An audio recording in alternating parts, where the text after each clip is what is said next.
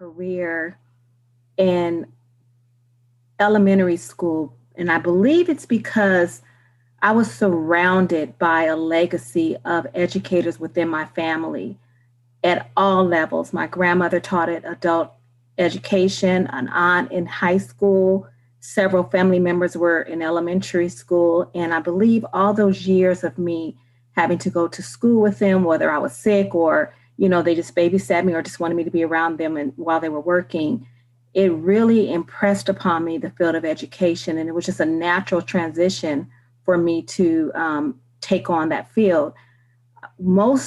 I always say this, that one of the most positive experiences that I had was having my first teacher in preschool was a Black male. Imagine having a nurturing, strong preschool teacher who looked like the men that was in my family in my home. So, it was very impressionable upon me that I felt at an early age that I belonged in the institution of education. And it was so much threaded within just who I am and my awareness of who I am, who I was, and the people around me in the community. So I believe that's what prompted me and led me into the field of education.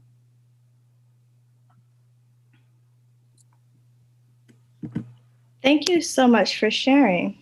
I'm going to go ahead and add Dr. Pearson on. Welcome, Dr. Pearson. I believe we haven't heard from Dr. Bull yet, so I'll let you go ahead and get Dr. Bull's journey. Okay, well, welcome. Sorry that I'm late. Had a little bit of some technical difficulties getting in, as if like the 10,000 Zooms that I've been on weren't helpful for this. So would like to just kind of hear a little bit more of Dr. Bull, if you could share with us just kind of how your professional journey has led you to where you are today. Yeah, thank you for asking, Dr. Pearson, and thank you all for inviting me to be with you in the special panel. I've got to go back to my grandmother, who's one generation removed from literacy. And I attribute my educational journey to her. As you can see, my pronouns is goat herder, and I'm a proud descendant of a tradition of herders from Somalia. And so I attribute my educational journey and my persistence in it to the dreams of my grandmother, that one day a grandson of hers would be able to have the highest level of educational attainment and get a doctorate degree. So going from an illiterate, unlettered person to having your son and your son's son be educated is me being my ancestors' wildest dreams. So I attribute my educational journey solely to my grandmother. And then after that, I think going through the educational system in San Diego, I never took an SAT, never took an ACT. I found all that stuff out coming back from grad night rather. And people are like, oh, we're going to this school, we're going to that school. And I was like, well, when did y'all sign up for college? Like, you didn't talk to a counselor? I was like, nope. I was worried about prom and, graduation and, other things. And people were submitting applications and they did a PSAT and everything. So I just kind of fell through the cracks. And so my educational journey is really also inspired by all those students that fall through the cracks, that have potential, that have promise, but they don't have opportunity. And so I enrolled at a community college, which is ground zero. As you know, 80% of African Americans in community access higher education through the community college system. And so I was able to transfer from a local community college, got into a Afrocentric program called Emoja, which is a statewide program now. It was called the Mesa Academy at the moment. Had a Black counselor reach out to me. First time I came across a Black educator, much less a Black male. And then from there, I persisted, and it was my when I graduated right after around Obama becoming president, and the economy had tanked. And there was a Black man at San Diego State. So what are you going to do when you graduate? I was like, I don't know, make a sandwich, find a job. He's like, well, have you thought about this called grad school? I was like, what's that? And so another Black man picked me up for my bachelor's degree and told me to apply for my graduate degree. And that kind of opened the flood door. So I want to kind of be that vessel of change, being at the door for all the students that do fall through the cracks at every level. All right. Well, thank you very much, Dr. Bull. Now, one of the things that it sounds like has been a recurring theme is mentorship. And how do you feel programs that are specifically geared towards uplifting Black students? How do you feel like those things can change lives, and how do you participate in those types of organizations? And that's open to anybody on the panel, no one specifically. Well, I can speak to what was then the Black Student Union at USC when I was there in late 80s and the early 90s, when most folk at USC at the time assumed that everyone there was on affirmative action or you played for the football team. So I believe that we had she was my soror at the Black Student Union. She fought for us. So when we had issues with professors and maybe our parents weren't there to support us for whatever reasons, being a part of those organizations to help navigate through systems that you're just unfamiliar with or intimidated by. I was 17 years old coming out of Compton, California. I knew I was smart, but the campus was intimidating and I did feel like I did not belong. So to be a part of those organizations that can give you that support, motivation, enthusiasm, and lead you into the directions and with people that can support you and be that voice for you and you just didn't know how. I think that's how I was able to survive through USC. All right. And was that person who was helping you, Dr. Pamela Porter? Yes, it was. Yes, it was. Okay. All right. So we go back in SC mid 90s timeframe, and what is now known as the Center for Black Culture and Affairs was at that time called the Department of Black Students. And the director of that program was also a faculty member in, SC's famous for having these designations. Was SWIMS was what she was, and now it's, turned into American Studies and probably firmly planted in kind of like feminist theory. And that's what Dr. Pam Porter was to many of us, was just kind of a faculty voice who also had a very important role in kind of overseeing the Black population on campus. So thank you very much, Dr. Davis. What are some other ideas? I know that there's a number of programs that we can be involved in, specifically African American Male Education Network and Development. Is there any connection with any of the panelists in this organization? And if so, if you can share a little bit about your experience.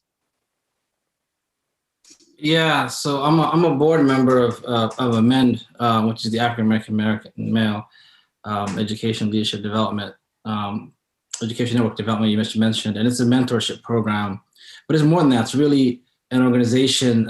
It's actually one of the largest in the nation, but situated here in California, with its focus on fostering African American male success in the community college system. And so one of the things that we do strive to do is hold the community college system accountable for the success of African American males, provide our expertise, because we have college presidents, faculty members, deans, vice presidents, folks that have institutional knowledge, understand how support systems impact sustainable change within the system, and then also to support Black men in their career development, advancement and success. And so we've done that through a variety of things. We have a huge mentorship component. We actually take young Black men from California to Africa because we understand the impact of self-efficacy and identity, right? So we're able to really put the African in African American. And these students have come back and they've transferred to the highest of institutions, to Berkeley, to Harvard, from Compton, from Inglewood, from Oakland. And so it was really wish to see this amazing opportunity for our mentees, and then just selfless dedication. I joined the program because when I was a new tenured track faculty member about 6 years ago, I walked into the conference and I see 1,000 people in there, and I see these men in suits, and this is doctor this and doctor that and doctor this and doctor that. I was like, whoa, said, okay, I see this. And then, one of the brothers said, hey, what do you do for a living? I said, I'm just a counselor. I just got my, I reached it, I got a tenure track faculty position. They're like, okay, what degree? You got a master's? Yeah, so we just got started. You need to get your doctorate degree. I was like, what?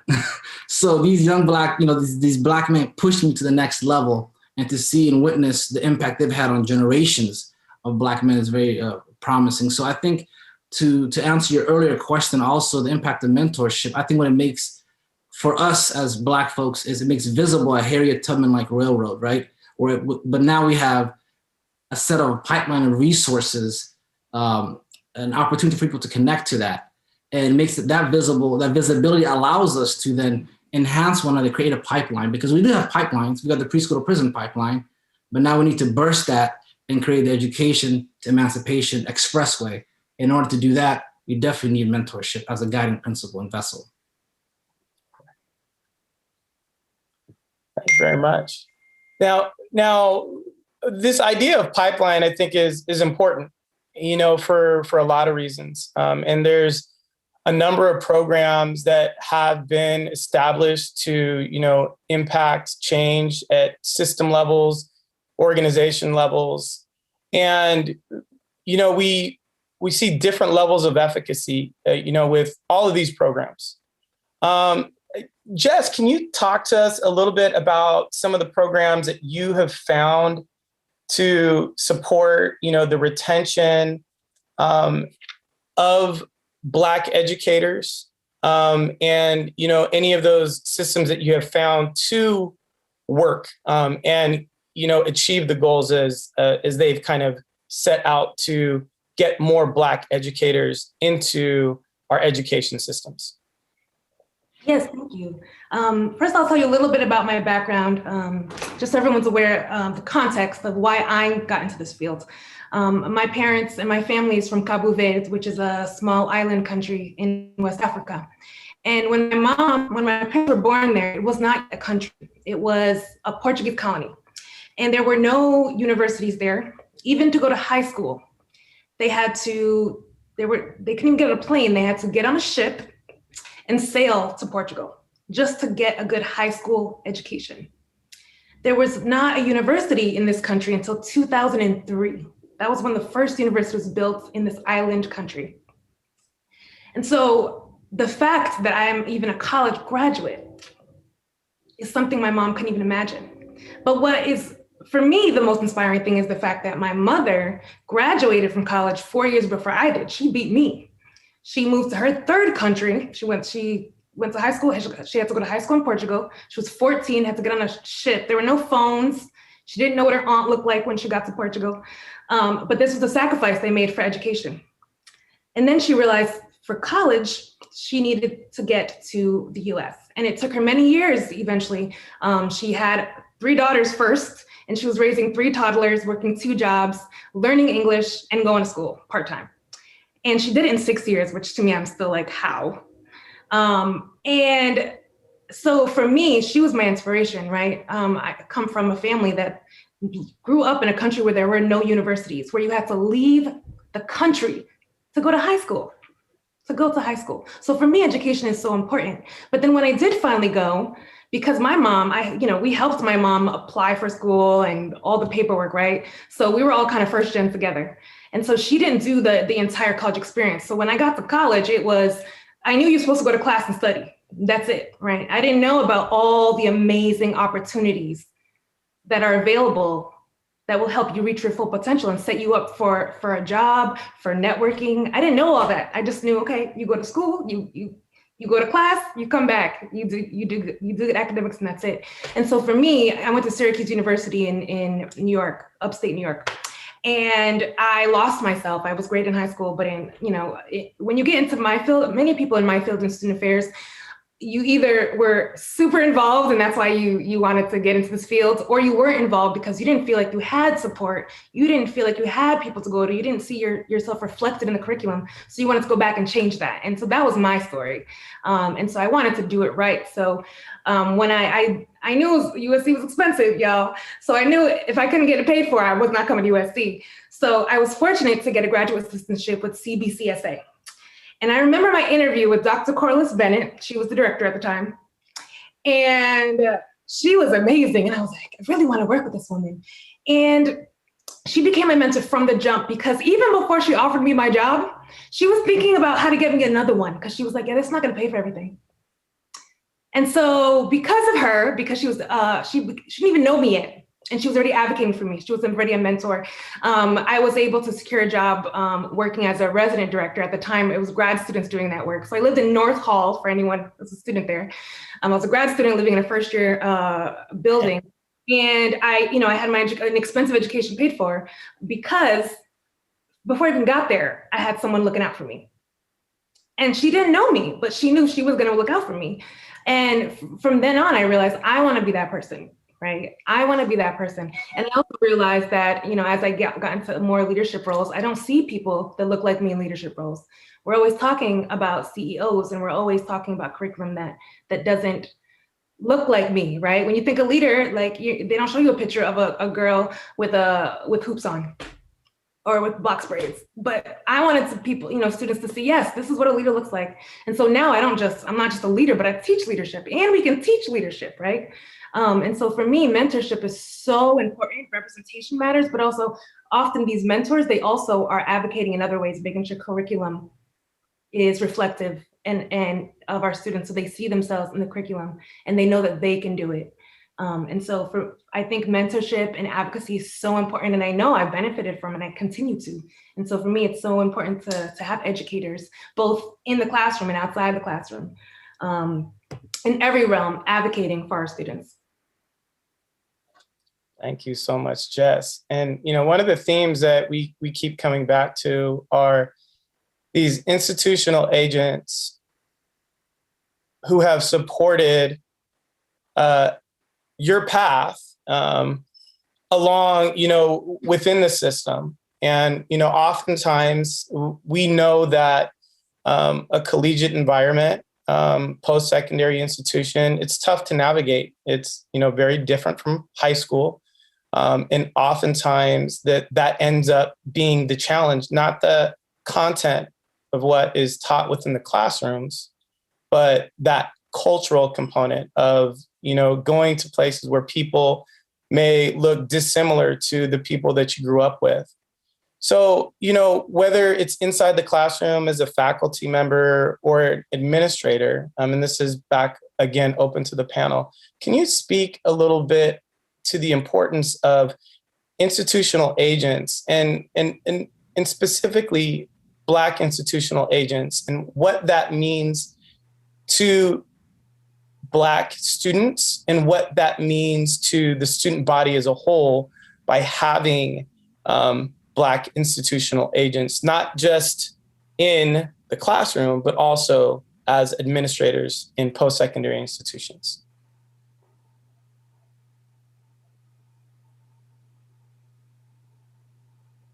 I can chime in on this. I think it's important to ultimately realize two things. One, that Blackness is an ideology in addition to a skin color, right? So not all skin folk are kin folk.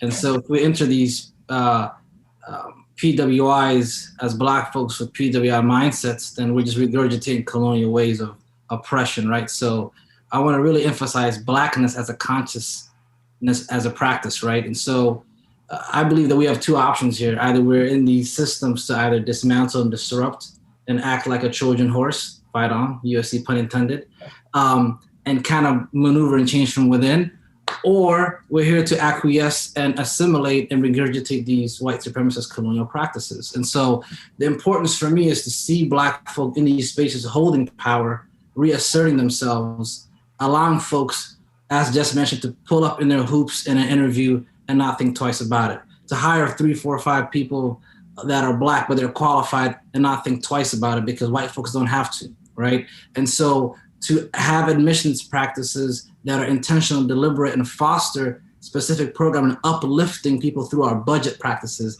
and not think twice about it. So if we're able to then enter these spaces with an unapologetic Blackness, then we are able to then really move the needle. And so for me, representation matters, but your consciousness is critical.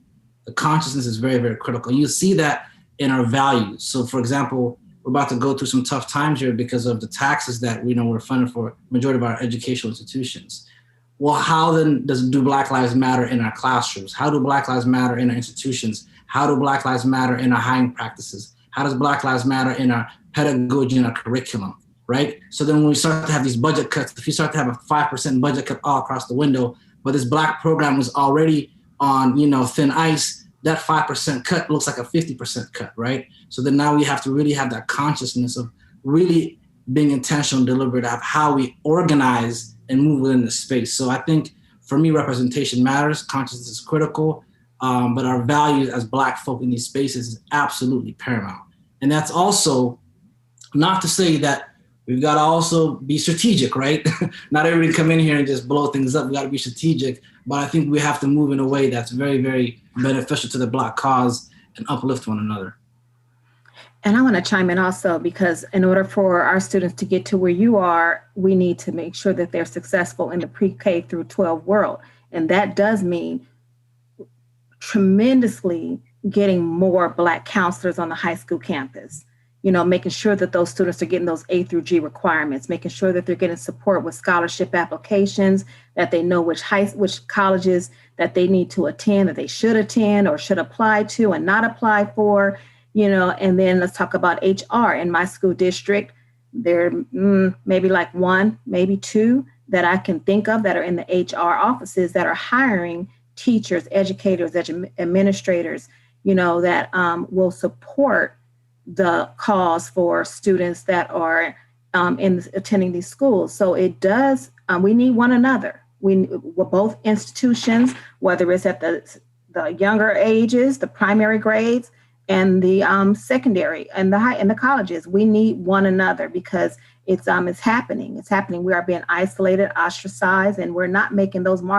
numbers and the targets with the enrollment in the universities. And it's happening as early as middle school. We see that the students are dropping out and not getting what they need to thrive in high school.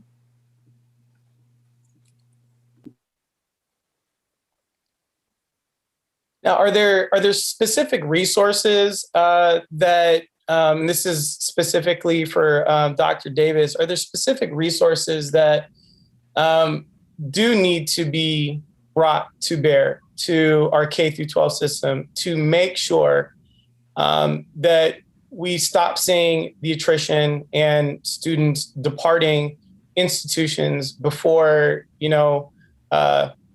at all of those junction points, elementary to middle to high school, and so on? Are there specific resources that that need to be put in place to get students from, a first 5 program to a post-secondary institution? So it's interest, it's community involvement, and it's interest. We can't turn our heads any longer. We have to realize that children learn best. They learn how to learn from 0 to 8. That's how they learn how to learn skills. They learn knowledge. That's where they acquire language, acquire early math concepts. So we all need to, I strongly believe that we need to invest as a community in our preschool programs so we can make sure that our children at an early age love going to school, love teachers at their, I believe wholeheartedly that teachers who are in the preschool settings need implicit bias trainings, because that's what we see at that age where Black students are isolated, ostracized, they're traumatized in the classroom by the time that they're 4 years old. And this is the onset of thinking of what school means for them when they go to the K through 12 system. So as a community, and I'm speaking on what Dr. Bull says, this is a consciousness, overall consciousness that we have to have this awareness so we can support students straight out the womb. Right then and there, it starts. It's too late once they get into the 5th grade, 7th, 8th, 9th, 12th, just way too late. We need to start already helping with parent education, all involved, everyone teach one, bring one up. And I can go on with that forever. So I'm a big advocate and activist for early settings. That's what I believe needs to change. Pre-K through 5. Yes. All right, let's stay here for a little bit. I want to open up to to everybody on the panel, but let's talk about this cultural environment, right? And so you suggested this idea that the landscape of a K through 12 environment begins, in kindergarten, and those Pre-K, early pre-K. notions in pre-K, those early notions that students develop in and around what this learning environment means to them may not mean learning, is what I'm hearing is suggesting. So can we talk about what it does mean for young students often? Because I think to contextualize and to have some empathy for children and what they are going through, I think is an important starting point. If they think their teacher is a demon, if they think that, their classmates hate them, but can we begin to contextualize what do some of these experiences look like? And then how does that turn into the maladaptations where students no longer are developing and then they find their way out of the school system? I'll just say this and I'll leave it to my panelist team.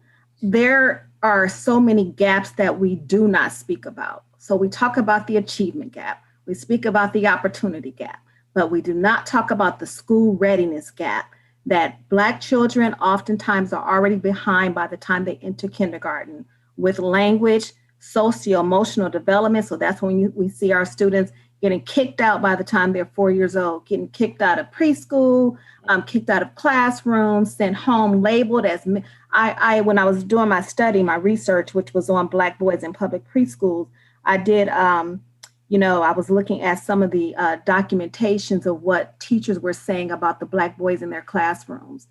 Already, age 3, he's a menace to society, future gangbanger, leader, rude, mean, cruel, aggressive. All these are already labeled for a 3-year-old, 4-year-old Black boy. So we don't talk about the belief gap. So we have the school readiness gap where students are not just, ready for kindergarten, ready to thrive in a K through 5 setting. But now we have this belief gap where our students, a lot of our children, they don't believe they belong in a school because teacher attitude, positive climate, in the classroom climate. We have students who walk in the door and we see a teacher go, oh, he's here today. Like, oh, they can see it in their face and they're 4. So then they behave, they respond to that. Right. So that's my take, is that we need to focus on the belief gap. And then I'll leave it to the rest of the panelists. I'll let my sister hop in before I chime in. Go ahead, Jess. Thank you, Dr. So, as an individual who works at a university, I 100% agree that the critical time is much before they arrive here, right? Pre-K, right? And I worked in pre-K for about a year before I realized that it was not working for me. And so I said, how do I support my peers in pre-K while at a university? And so a lot of the work that I do is outreach work, specifically so the students know before it's time to apply for college that this is here waiting for you and you belong here. And I work in leadership development. My goal is to develop teachers, develop leaders, so that they know that it takes all of us to solve this problem. Even if you're not a teacher or educator in pre-K, this is all of our problem. And so, by the time I get students, a lot of them think that they're broken when in fact it's society that is broken. And we're using language that is problematic, right? We still say it, underrepresented students. They're students from underrepresented backgrounds, disadvantaged students. They're students who are victims of systematic oppression, right? We unknowingly embed this into their subconscious as if it's a part of their identity, when in reality it's not. They're victims of it. And maybe we shouldn't even use the word victims, right? They are being impacted by it. And they can choose whether or not they want to be a victim, but we need educators to let them know that, right? To help them see that it's not you, it's the system. So by the time they get to college, a lot of students they already have the imposter feeling. They look at their school, I looked at my high school and I did great at my high school and I realized, wow, my high school was not like their high school. Was I supposed to be here? Was I an accident? And so as educators, I think we need educators at every level. I agree though, the critical piece is long before they reach me. But what can I do once they do get here to support that?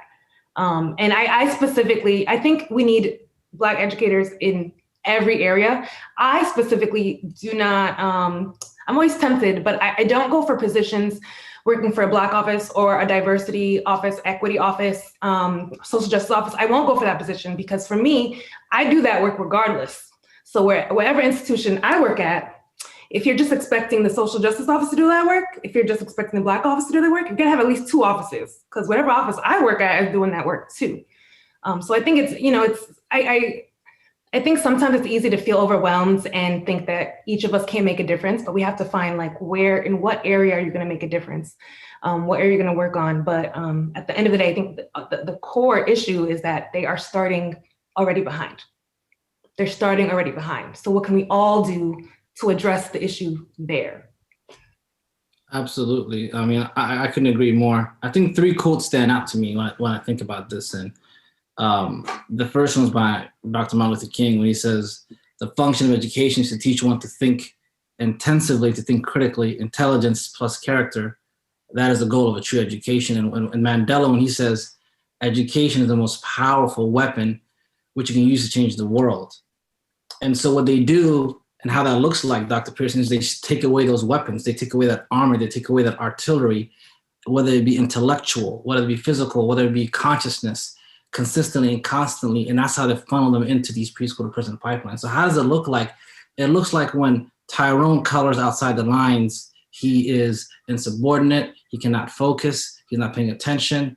But when Timothy does it, he is the next Picasso, he's the next artistic person, he's thinking outside the box, right? And so 2 set of different rules and expectations for the same action, right? And we saw this, and there's nothing new, it's the American story. With crack cocaine epidemic, it was law and order. And the opioid epidemic, because it impacted white people, it was all of a sudden a public health issue, not a public safety issue. So instead of cops and jails, you had obviously mental health and resources. And so I think what needs to happen is more empathy and care to understand the environmental aspects of it.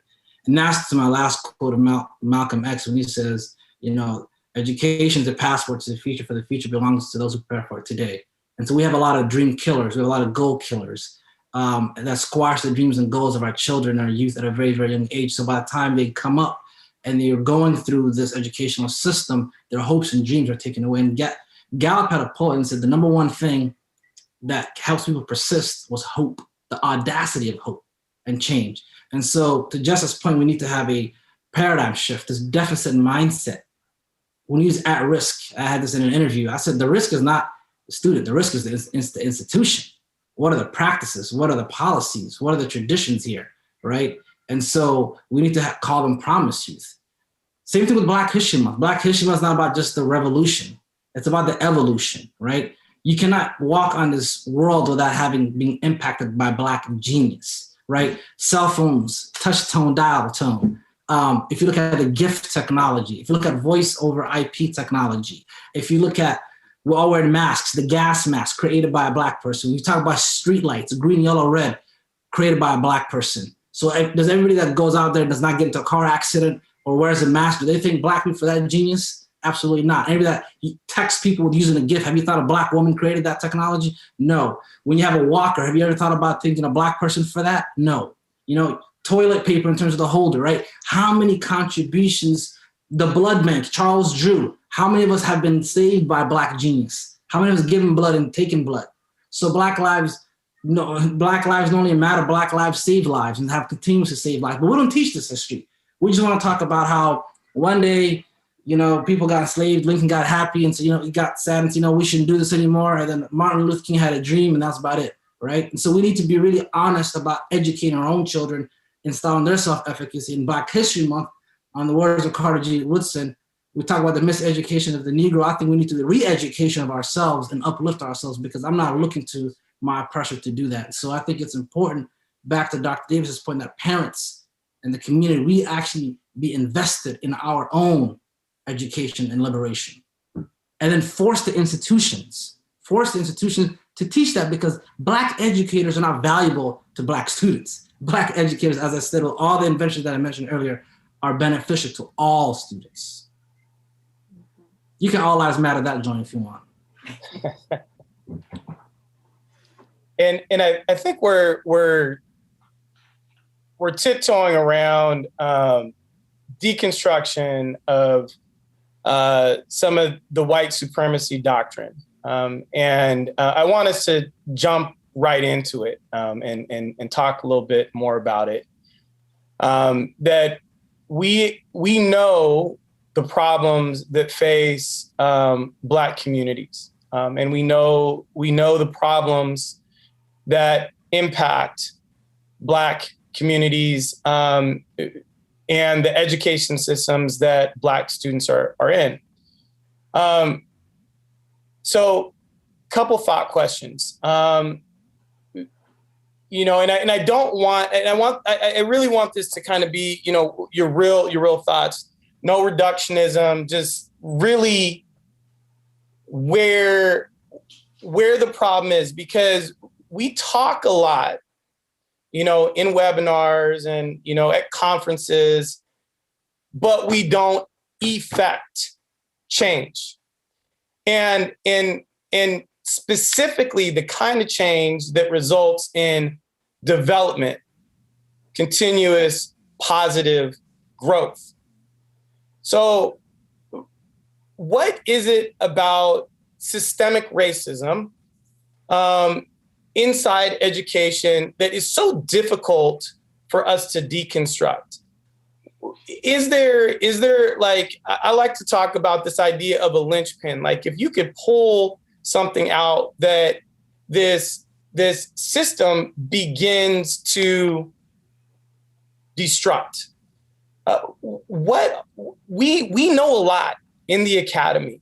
We have solved a lot of problems.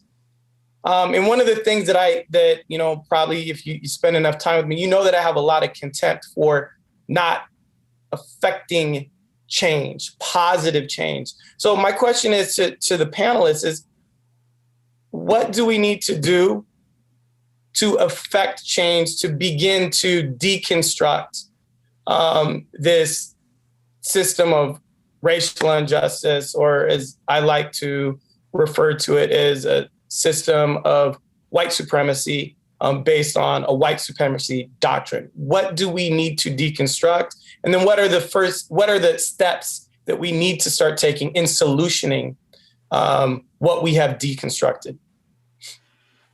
Okay, I can tell you, I can share what practices that worked for me as a principal, primarily in Watts, where my favorite place to lead.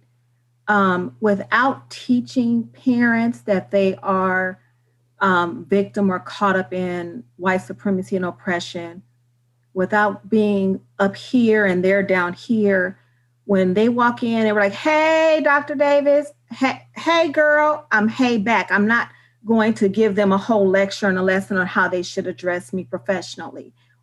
I'm with them on their level and giving them tools and teaching them hot Cheetos and a grape soda is just not the best breakfast for your child. So what I'm going to do is bring in a workshop, a 6-week workshop on healthy habits, and give them some incentives. You get a gift card to Target, whatever it takes to get them involved in these healthy workshops, to teach them this is what's in your neighborhood. It's a liquor store on every corner to give you hot Cheetos and Funyuns. But I'm not going to lecture them. I'm just going to provide the resources for them. When we're talking about how important it is for, you know, culturally, we like hair done, we like cute clothes, we like all of that. But when I tell a parent who's cussing me out because her daughter or her son's $150 Nikes are stepped on and dirty, you know, then I have to go back and say, hey, sis, you know, this is not a place for you to bring these $150 shoes. But let me ask you this. Do you have $150 worth of books at home for your baby? Let's talk. And if that's not the case, then I'm going to make sure that I get a parent lending library in my school. So it's teaching without making them feel bad about who they are and what they don't know and what they don't know, but giving resources and letting them know, I'm born and raised in Compton. I understood the struggles of the hood. I came out through the 80s where it was rampant crack cocaine, dope dealing, people incarcerated, people getting shot. I understand who you are and what you've gone through, and I made it out, and I'm going to make sure that your whole family gets the tools and resources so this baby can make it out too. So that's for me on my level as a practitioner in the school site. That's how I can try my best to get them through what systemically has caused them most harm and hurt within their trajectory of their lives.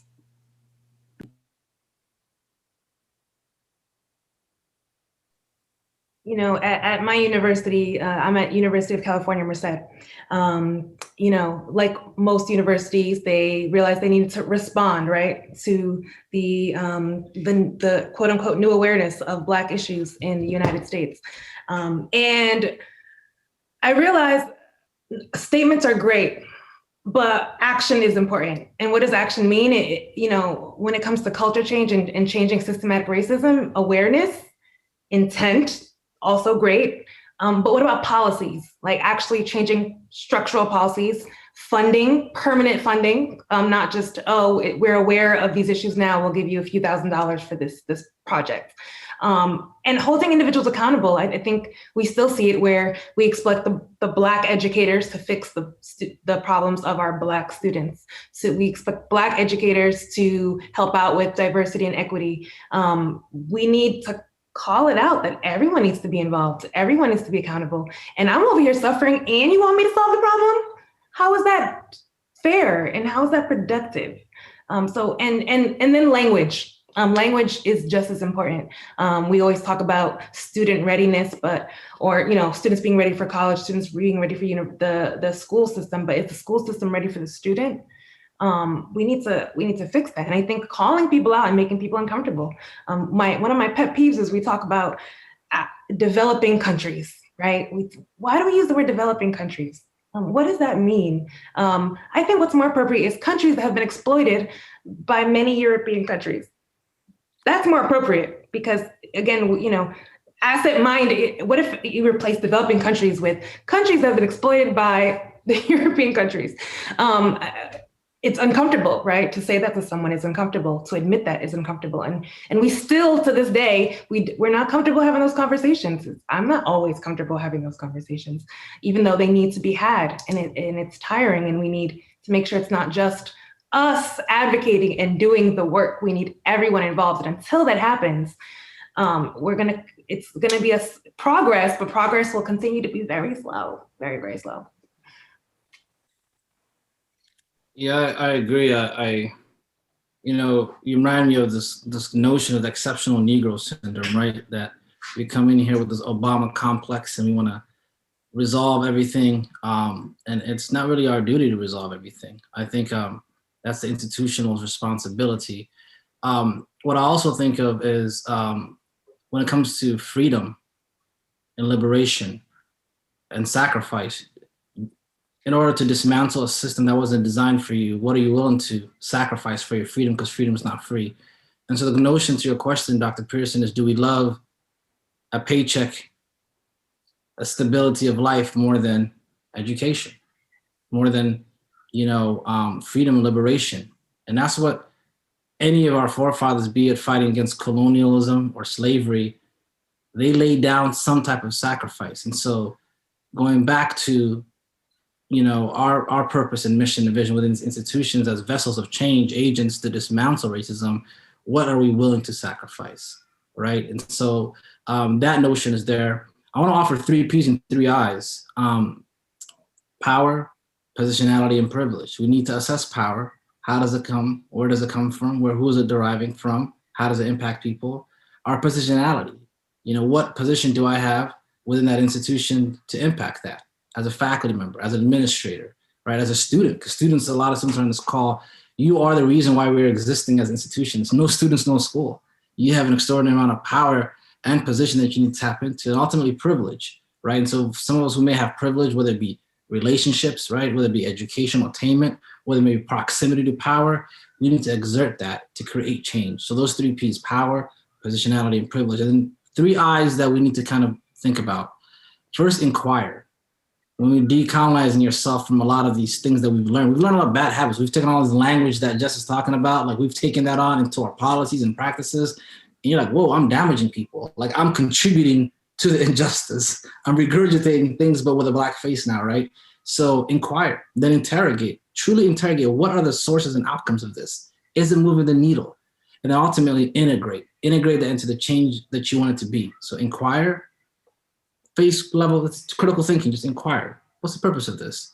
And then interrogate it, like that's a second level of analysis, right? More depth. And then ultimately integrate that into any type of practice, procedure, policy. We sit on committees, right? We talk to different people. Put that into not a sprinkled on, but a baked in approach, right? We're not here, as Jess mentioned, social justice is part of who I am. So my department, my whatever I'm in is going to have this as a mission, a guiding principle to eradicate racism, right? So we need to have this baked in, not sprinkled on approach. So we can't be taking these jobs and institutional resources to the margins at the student services division. It has to be in the classroom, it has to be in the budget, it has to be in planning, facilities. All of these things must be impacted by that.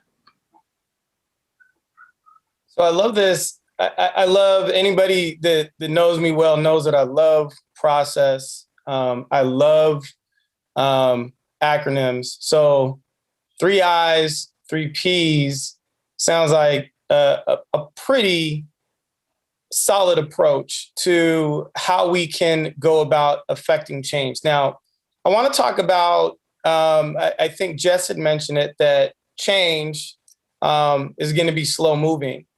And I want to play devil's advocate a little bit and say, well, all change doesn't have to be slow moving. And what I want us to talk a little bit about is when in what keeps on floating around in my mind is this idea. It's an idea about we continue to fight for the crumbs off the table instead of our rightful place at the table. So if we continue to think that change needs to be slow, we might not understand an idea like defund the police, right?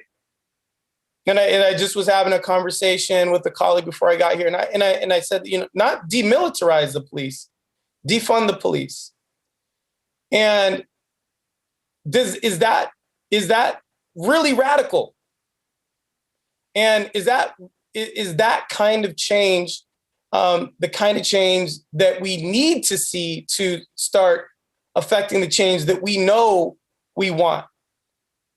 So my question is, in and around, are we still fighting for the crumbs off the table and expecting slow change? Or should we be fighting for our place at the table?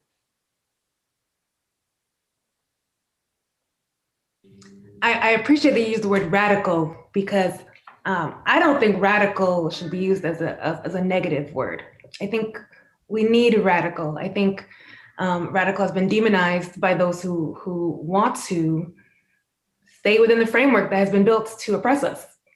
If we want to see change, we need radical ideas. And so I think I would encourage all of us to think in a radical manner, because I feel like I was brainwashed for a very long time, and I probably still am in certain aspects. You realize it. You don't realize you're even if your parents are woke, even if you were raised in a really aware household, if you live in the U.S. in some way, we've been impacted by what is quote unquote normal, what are quote unquote standards. And so I think we need to, I agree with you, I think we need to definitely think radically and accept nothing but what is deserved. And And I agree with you. I think if we are going to see change, if we're not gonna expect change, radical change, we're not gonna see it. We have to demand it. And unfortunately, what we've learned is if we don't demand it, others aren't going out of their way to make sure that we are at the table. I remember when I was at USC, and it was in a student affairs class. These are future leaders. And there was a student in my class, a white male, who said, well, if everyone gets to college, isn't that gonna make everything harder for us? Isn't that gonna be more competitive for us, right? That's the mindset we're still dealing with. And so we need to think more radically and help educate people and make people aware and expect more. I think it's mindset, but it's also, like you said, action. What are we doing? And you're right. I think Dr. Bull was really right with the fact that it can be risky. This work can be risky.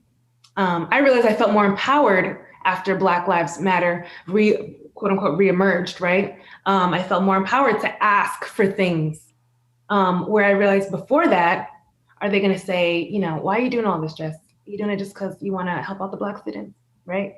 And it goes back to research shows individuals, people of color who advocate for diversity are affected negatively, whereas those who do not subscribe, if a white male like Biden, for example, has this incredibly diverse administration, if Obama had done it, it would have been he's just looking out for his people. Now that Biden does it, he's praised. And so it's a risk that we kind of have to take. And it's a risk that we have to take when it comes to definitely making sure that we demand more. Not because we're doing too much, but because we deserve it. But unfortunately, society kind of pushes the fact that, like, why are you asking for so much? You already got this, you already got that. So thank you for bringing up that problem. I think it's definitely a problem that we need to be aware of and we need to address. I mean, I definitely agree with my sister Jess. You know, the funny thing is, when under a system of white supremacy, if you think of doing something rational, it's automatically deemed radical. It was radical for Colin Kaepernick to take a knee, like that was radical. You know what I mean?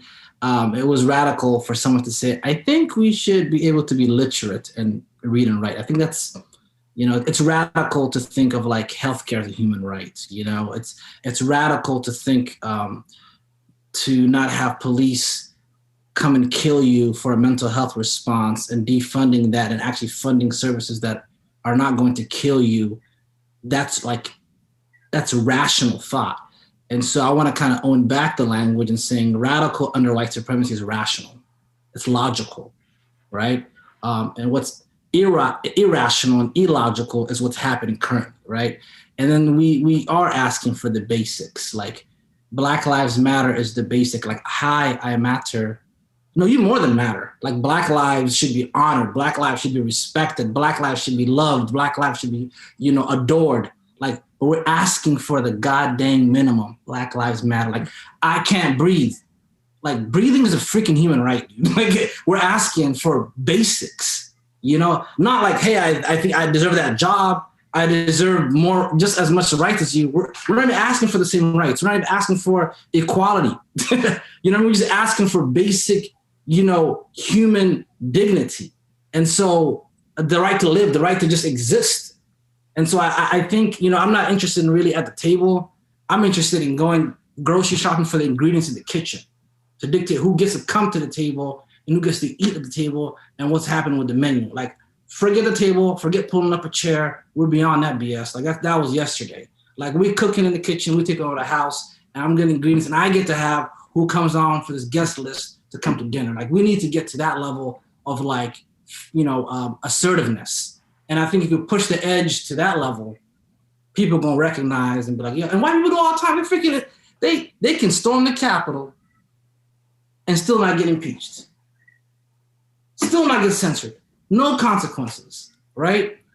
I mean, they can completely crap on the Constitution, nothing can happen. So there's no accountability for that. So why are we trying to be politically correct and respectable and nice and 400 plus years globally, here locally, we haven't benefited nothing.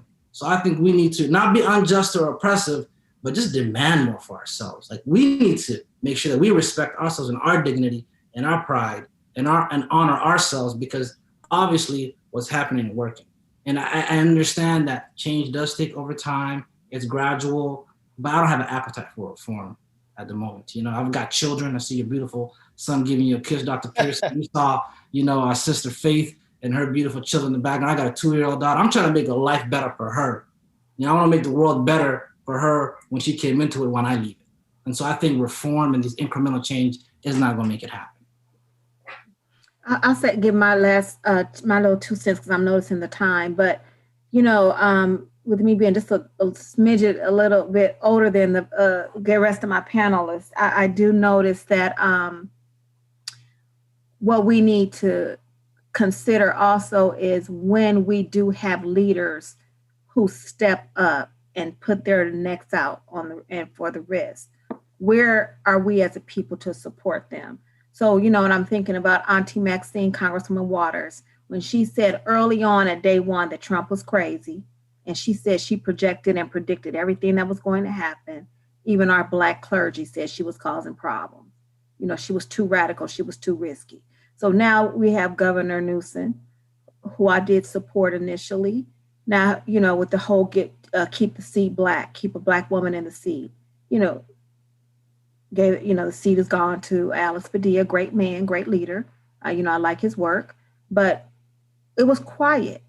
No one called, you know, did anyone bombard Gavin Newsom and say, hey, dude, what's up with that? So we need radical change, but are we consistent with keeping the pressure on? So when we do have educators such as ourselves who are taking risk on these campuses, because we're always the minority. We're the minority in the K through 12 setting, minority in the university. So when we have these leaders who are taking their risk and speaking up about equity, diversity, inclusion, and the voice for the Black students, where's the support?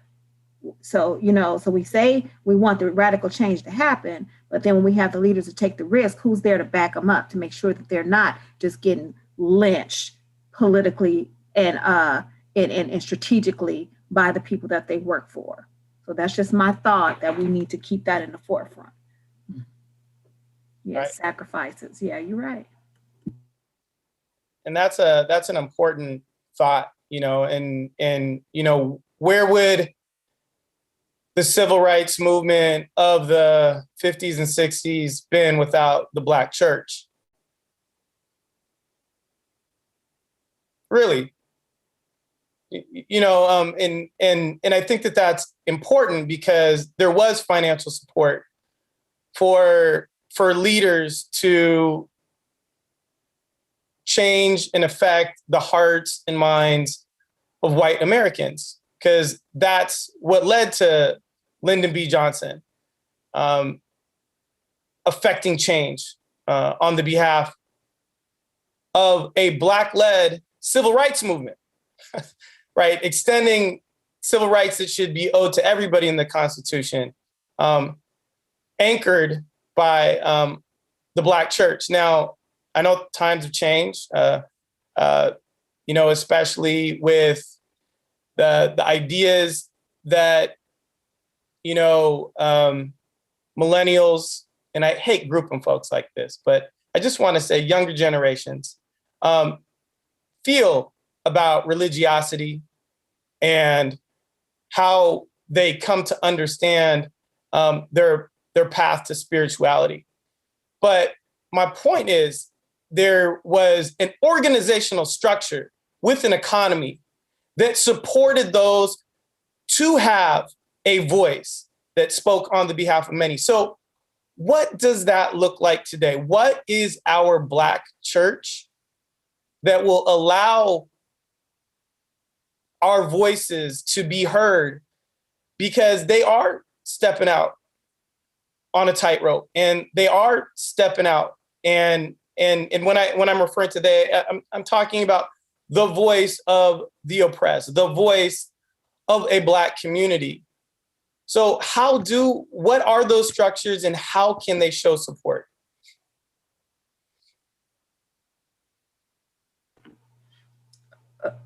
It doesn't have to be anything too large. I mean, some of our single mothers, you know, that are attending church, I can tell you a story. We had a single mother that brought her 16-year-old to church and told the pastor, you know, he's having hard times in school, he's being defiant at home, blah, blah, blah, blah, blah.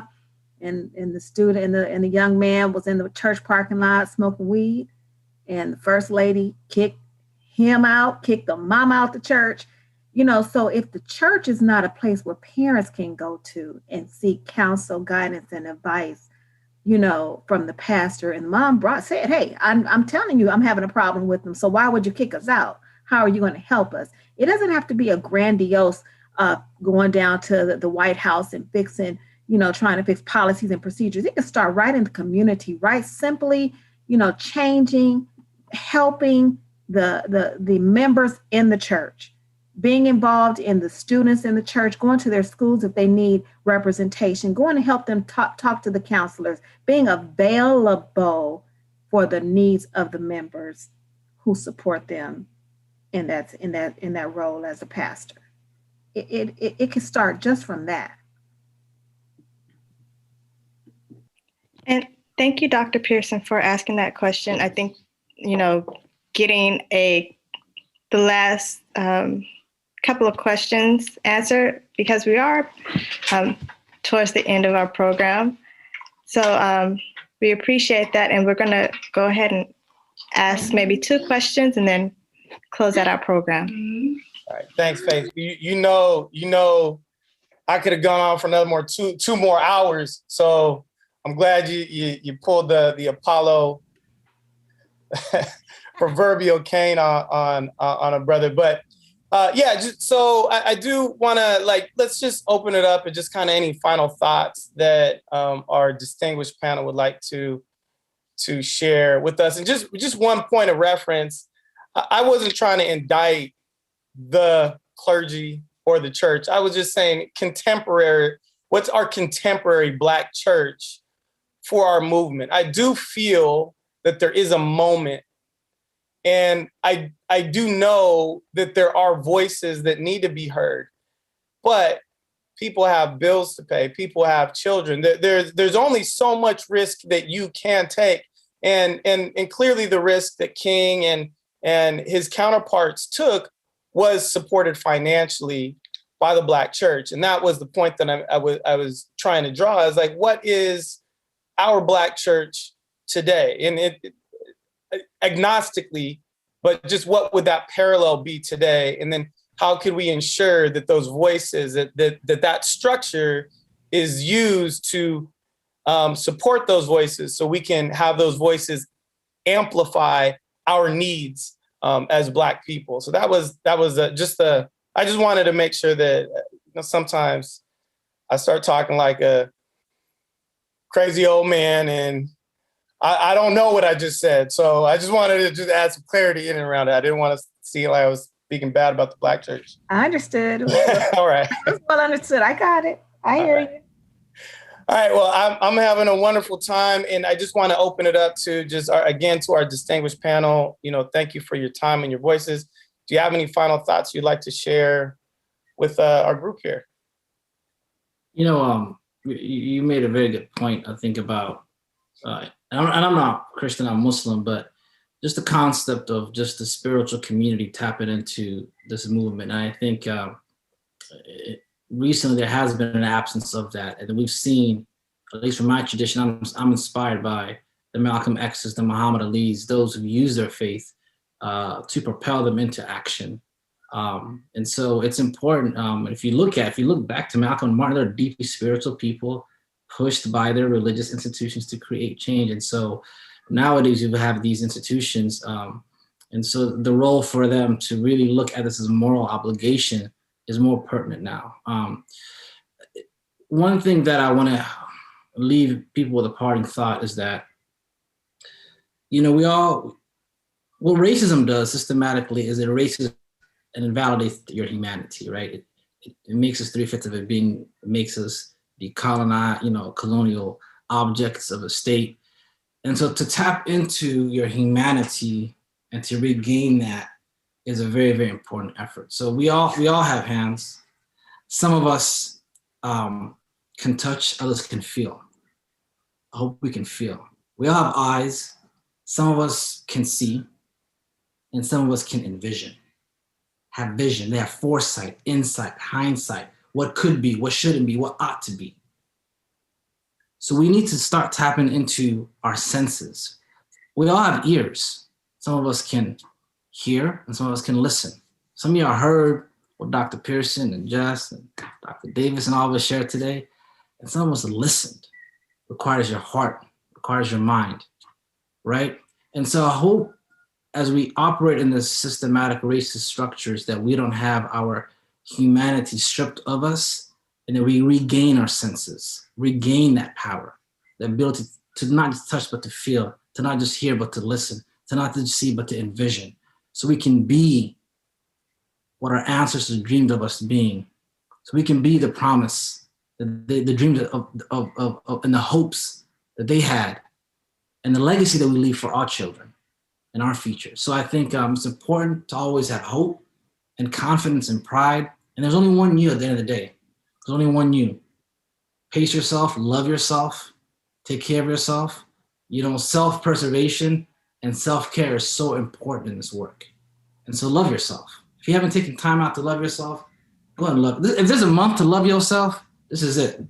Go ahead and love yourself. And I'll just say, for me, one of my mantras is for me to not necessarily care about what people think about me, but I do care about what perception I give people. So I always want to make sure that I show up at my best, I'm present, and it's very important for me. I have I can move to any level in education. I have enough credentials to do so, but I conscientiously select to be the first principal for preschool children. So when they see me, they see they have a Black principal named Dr. Davis. So I always make sure I look so good for them, and I smell. The little girls love to smell me all the time. They love to see what cologne they want to know. They want to know who I am when they see me coming to their schools all the time. It's important. It means a lot. And so that's what I take anyone on the call that's interested in getting in the field of education. It's a decision who you will be for your students and families. We're all formal educators here on the panel, but I think it's important to remember that we can all educate, even if you're not a formal educator, and that education was created by human beings and we are inherently flawed. So, sometimes I have students ask me, what can I do? How can I help when it comes to equity? How can I support the Black community? How can I support Black students? And I think there's so many ways to do it, right? But one thing we can do is think critically. I would argue if you agreed 100% with everything the panelists said today, if you did not at one point even question anything one of us said today, you might not be thinking critically enough. And I think we need to think critically because again, what's considered normal is not normal. It's not okay. I think we need to be proud of who we are. I come off, right? When you see me, most people, they can tell I'm Black. But for me, it's important for me to when I introduce myself, I'm a proud Black woman. Just so you know, I'm a proud Black woman. And it's okay for me to say this in any space. And it's okay for me to be a proud Black woman. So even if you're not sure what diversity work looks like, if you're not sure how to support the Black community, just be proud to be who you are. If you're not Black, support, right? I want to just give a shout out to, everyone at the CBCSA, any of our diversity officers, any staff members who are assigned to Black issues, right? Because they are Black, because we both have to be stabbed in the heart and experience the trauma. And then we're also relied on to solve the issue, right? When I was at USC, at least, anytime anything happened with the Black community, they were looking at CBCSA.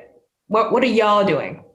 While we're at the same time experiencing the trauma. And so I don't work my role is not specifically diversity and social justice. It's not specifically for Black students, but I make sure my colleagues know you can't just look at them and expect them to do it. You need to do it too. So helping individuals hold each other accountable and knowing that we're all educators and that we all need to think critically. We all need to think critically if we wanna continue to find the problems and address the problems. And last thing I'll say is, self-preservation. Know your limits. I choose to engage in this work, but if you need to just take care of yourself, tell your colleagues, y'all go do this, okay? I'm just sitting here. And thank everyone Ashe. So we have two questions in the chat. I know it's about that time, but there are two questions in the chat, and I know folks are probably dying to hear y'all responses on this. The first one is understanding the importance of mentorship for Black American men in the development and education. What can you all do to promote, recruit, and empower emerging leaders that might not have the wherewithal to find the proper programs and the right fit for their specific skill set?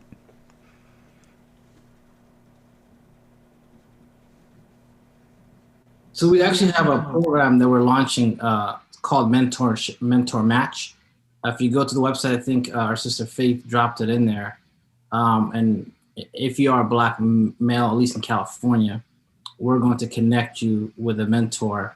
All you have to do is just have a .edu address, and we're going to tap into a vast network of higher ed folks that will really connect you to industry as well as education. So that's one way we can do that. And we also have an annual conference happening March 2nd, 3rd. And so the link was just dropped in the group chat. That's one way we can do to promote that. We also have a Mentorship Leadership Academy as well. Our specific role is within the community college system, and then after they transfer one to the university, and then all the way to the graduate and professional level, we do that. But as Dr. Davis said earlier, we all have our range, right, and our areas of expertise and our lanes, and so this is, at least my lane, our lane that we can impact. But I highly encourage everyone to really get out there and research different levels and ways in which we can help one another. I know there's NSBE, there's various, resources for folks in STEM, right? Every school typically has a Black, student association or organization that can kind of funnel you into these mentorship sororities and fraternities. Another great, some of our Black Greek organizations are phenomenal for that, right? So there's various ways in which someone can really get empowered and connected. Okay, this second one pertains to that same subject. It's saying, how can we do a better job of recruiting and retaining Black males into the teaching and counseling from the pre-K through 12 level?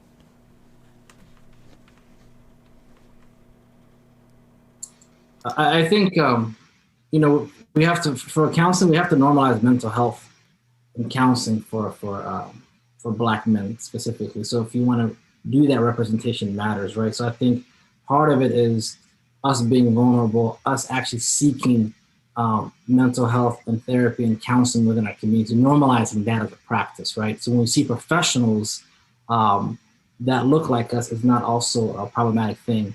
We're doing that. We saw, I think Charlamagne had his book about, mental health, right? There's been a lot of people normalizing mental health. I teach at the SDSU mental health trauma informed care and restorative justice practice counseling program. And I highly encourage you to apply. If you're a Black male, I'm going to say, I don't care if it's been recorded. We'll put you at the top of the list because we need Black males. You know what I mean? Yeah. So definitely we need to get in there. And we also need to kind of demonstrate just being emotionally available. And I get it. Part of it is like our armor to survive a lot of our environments, but it also has a deleterious impact, right, in our relationships and stuff at that level. So that's important. And I also think we need to Dr. Frank Harris, who's also an SC grad, did some research about education being a feminine domain, right? Mm-hmm. And you look at a lot of the stigmas when it comes to not just education, but to counseling. We need to do a better job as a community normalizing those things so we can get into these professions. So we need to go really against multiple norms to make that happen. And I'm glad you mentioned Dr. Frank Harris. I promised him yesterday that I would shout him out. So you beat me to it. But I do want to, if I can take a seat on the panel for one moment, that I decided to follow the path in part because I was inspired by folks like Frank. And I think that representation is important because, we knew each other as friends who, both went to college in LA. And to see somebody progress through something that you don't necessarily may have never considered, right? And I do think oftentimes being in the classroom is an unlikely path for many Black men. So what I would suggest is that take my information, M. Pearson, M as in Mark, Pearson, you can see it right there at usc.edu, and reach out. I have a virtual open door. Thank you, Demarie. I definitely will connect with anybody who has an interest of researching, teaching clinically, or whatever you would like to do within higher education. I was an administrator for a number of years as well too. And also I do want to, especially since we're here at SC, is direct you to a primary resource in the Center for Black Cultural and Student Affairs. That is a point where you can get connected to other folks. There's only one Dr. Pearson, and I mean I'm more than willing to provide anything that I can to anybody who's interested. But take a minute and think of yourself in the classroom, researching, trying to affect change, affecting change, and know that you have a place in higher education, and that's all you need to start off with. And folks like all the folks that are here on the panel, there's more of us, and we're willing to help and support. So all you need to do is just reach out. So again, M. Pearson at usc.edu, more than willing to help and support in any way if you're interested.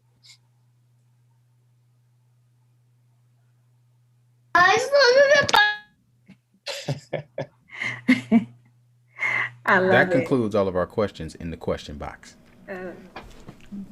Thank you. Well, I know we're coming at the bottom part of the hour, so I'll try to wrap things up pretty quickly. So I hope you've enjoyed the program this evening. The University of Southern California Alumni Education Network, Black Alumni Association, and of course, the Center for Black Cultural and Student Affairs have been our official hosts for the program.